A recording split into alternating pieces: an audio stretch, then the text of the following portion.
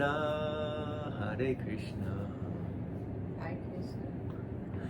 Welcome to another exciting rendition of Bhagavatam Bites. Haribol! So we're here to read Bhagavatam, and we hope you are here to read Bhagavatam with us.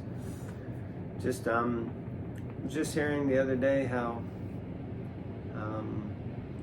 some devotees were feeling that for new people, the Bhagavatam could be too much. And hey, I get that, it can be a very intense space. But I was remembering my dear friend Michael, who does some readings with me on here, who's 82 now. And he started reading the Bhagavatam probably about 5 years ago and read through it in about a year and a half, almost 2 years, from cover to cover. And of course, a lot of the stuff he didn't get, but so much he did get. And so much so that he started it again, and now he's reading through Krishna Dharma Chintamani Dham, Devi's Brilliant as the Sun books, which are basically Bhagavatam rewritten in more of a kind of, I'm going to say novel, is it novel form, or just like in a standard story form? Yeah. And he's getting so much out of it. So the Bhagavatam is really for everyone, but yeah, it's not so easily accessible, that's for sure. Anyhow, we're here to read Bhagavatam. Canto 4, Chapter 24, Text 1. Om Namo Bhagavate Vasudevaya. Om Namo Bhagavate Vasudevaya. Om Namo Bhagavate Vasudevaya. And we're starting a new chapter, and the chapter is entitled Chanting the song sung by Lord Shiva. Chanting the song sung by Lord Shiva. Alright, text 1. The great sage Maitreya continued. Bitesize, the eldest son of Maharaj Prithu, who had a reputation like his father's, became emperor and gave his younger brothers different directions of the world to govern. He was very affectionate toward his brothers. After describing the life and character of Maharaj Prithu in the previous chapter, the great sage Maitreya began to speak about the sons and grandsons in the genealogical line of the Prithu dynasty. After the death of Maharaj Prithu, his eldest son Vijitasva became emperor of the world. King Vijitasva was very affectionate toward his younger brothers, and therefore he wanted them to rule different directions of the world. From time immemorial, the eldest son generally becomes king after the death of the previous king. When the Pandavas ruled the earth, Maharaj Yudhishthira, the eldest son of King Pandu, became emperor, and his younger brothers assisted him. Similarly, King Vijitasva's younger brothers were appointed to govern the different directions of the world. So that's nice, isn't it? Every parent wants to see their kids get on and follow in the legacy and make sure it's all covered nicely. So here we can see from Maharaj Prithu that's occurring because his eldest son is qualified and not crazy or anything. So he took over the kingdom, or the world at that point. And then these brothers, they all get on, no sibling rivalry, infighting, and the elder brother gave them shelter, which is actually also interesting because when the parents go, a lot of the insecurity or the infighting comes about because you feel that shelter gone. So then insecurity and whatnot, so then it's interesting that if you have an elder son or brother who's able to provide that stability, it's kind of like appeases everyone, which is it. And maybe, I don't know, nowadays people might be like, yeah, whatever, and there's the daughters and this, and but that also happens because sometimes the daughters eldest one becomes the surrogate mother of a family who's lost a mother, as it were. She was always like a mum to us. And definitely my family, my dad took on that father, patriarch sort of role in his family. Even though he's in England, he made sure his 3 sisters were married, financially settled, and always looked after them, looked after the other brother. And yeah, it's interesting. It's that carrying on that shelter, which is what Prabhupada explains that the king should provide to his citizens. That's interesting.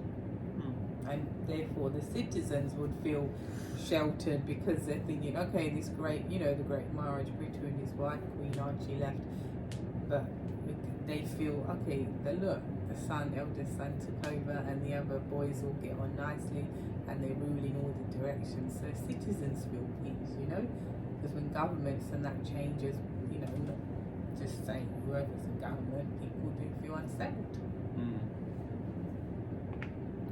Very nice. Yeah, I think somehow it struck me that,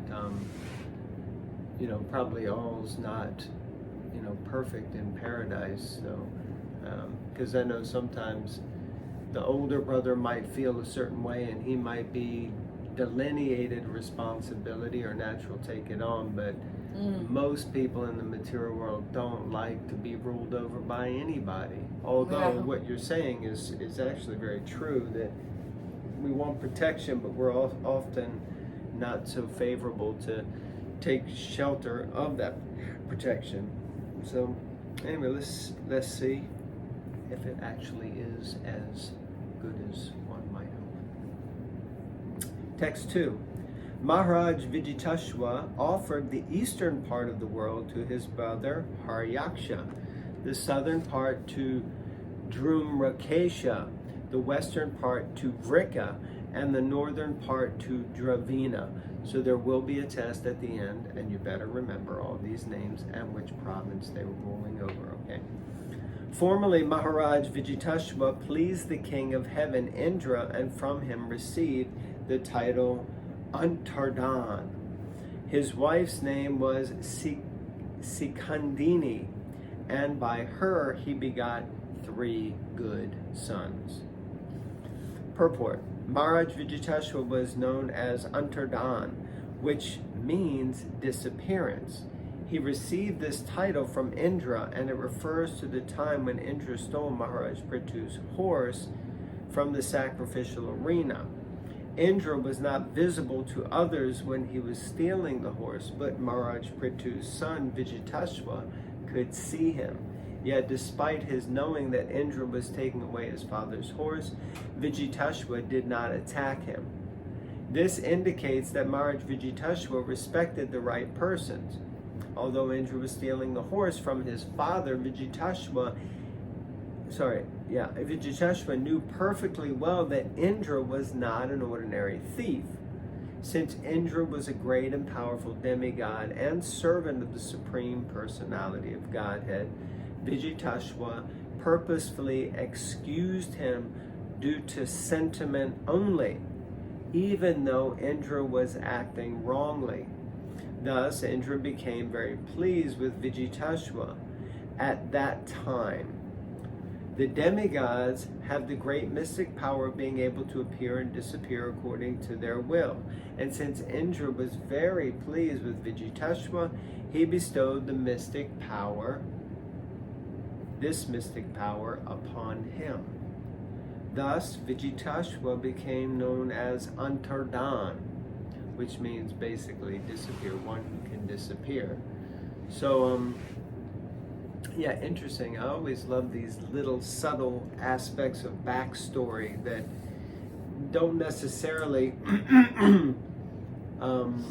show up in the text that we previously read. So here you have in the purport that Prabhupada gives, just from a verse that mentions he has another name known as Antardan, that after the resolution between Indra and and Prithu Maharaj, that somehow Indra had appreciated and respected the eldest son and given him this boon or benediction, being pleased with him.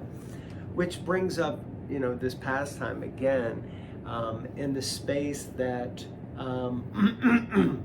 it was already awkward enough because Indra was a thief, he was stealing the thing, he was creating up a sampradaya, there's the whole thing we talked about so many times. But here you have Vijitaswa, who each time he was chasing Indra was very reluctant to kill him, even though he was being directed by the sages to do so. And now we see that because of that soft-heartedness, I guess you could say, that he was endeared to Lord Indra and later was given a benediction because of it. So, lots of times we just don't know how things are going to pan out, how things are going to work out. And it seems that to a greater or lesser extent, we just have to be kind of true to our nature, while at the same time, Vijitaswa did also fight with Indra to try to get the horse back and was able to liberate the horse each time. So, for me, just interesting backstory and very, very potent and powerful points here. Text 4. The 3 sons of Maharaj Antadana were named Pavaka, Pavamana, and Suchi. Formerly, these 3 personalities were the demigods of fire, but due to the curse of the great sage Vashishta, they became the sons of Maharaj Antadana. As such, they were as powerful as the fire gods, and they attained the destination of mystic yoga power, being again situated as the demigods of fire. In the Bhagavad Gita, chapter 6, text 41 to 43, it is stated that one who falls down from yoga practice is elevated to the heavenly planets, and after enjoying the material facilities there, he again comes down to the earthly planet and takes birth in a very rich family or a very pious Brahmana family. Thus it is to be understood that when demigods fall down, they come to earth as sons of very rich and pious families. In such families, the living entity gets an opportunity to execute Krishna consciousness and thereby gain promotion to his desired goal.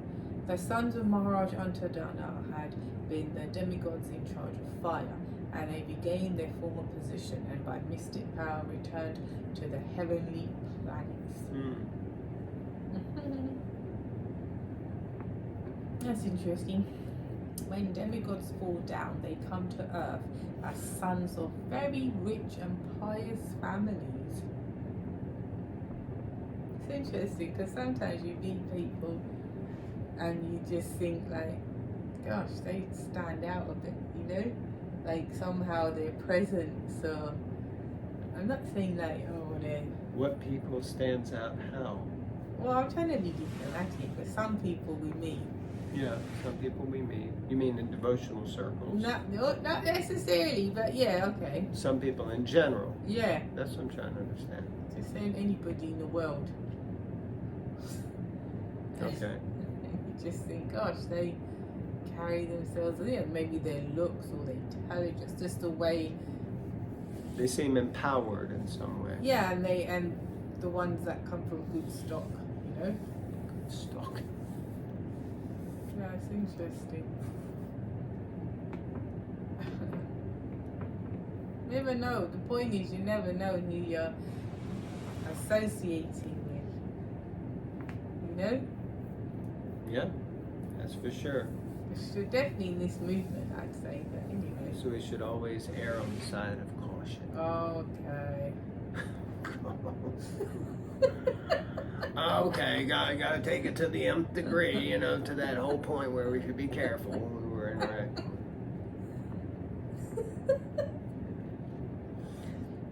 All right, so maybe we call it a reading there. All right. We'll stop on that great point of be careful. You never know who you're interacting with. Okay, thank you all very much. Srimad Bhagavatam Ki Jai. Hare Krishna.